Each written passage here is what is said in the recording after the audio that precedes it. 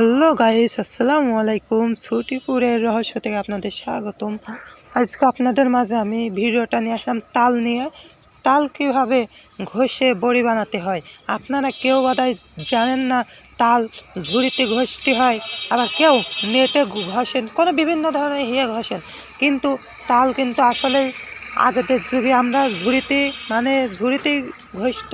বাপ চাচা দাদিরা যারা ছিল ঝুড়িতেই ঘষত, কারণ ওর পেশা নেশা ঝুড়িতে ঘষলে বোধহয় ভালো হয়, এই জন্য ঝুড়িতেই কিন্তু ঘষত। আর ওই ভিডিওটা আজকে আমি নিয়ে আপনাদের মাঝে চলে আসলাম। দেখুন আপনারা কি সুন্দরভাবে তাল কিন্তু পড়ছে, 1 মিনিটের ভিতরে প্রায় একটা হয়ে যাচ্ছে। দেখুন আপনারা দেখতে থাকুন। আর একটা নেব, ওইটা নেবো, ওই পাশেরটারে কত সুন্দর, এটা কিন্তু বছরে একবারই পাওয়া যায়। এক বছর পর পর এটা আসে গাছে, তারপরে কিন্তু আমরা পেয়ে থাকি গাইস।